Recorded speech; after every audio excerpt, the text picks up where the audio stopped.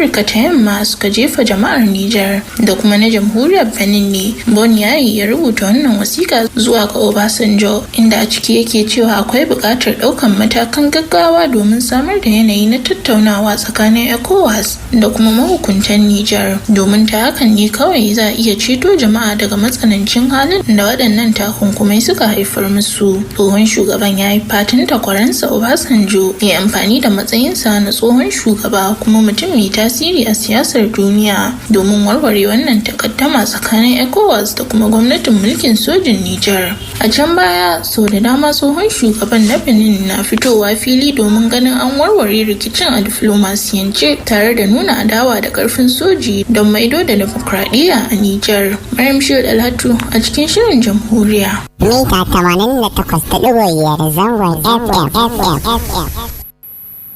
To san da kokari Maryama da kuma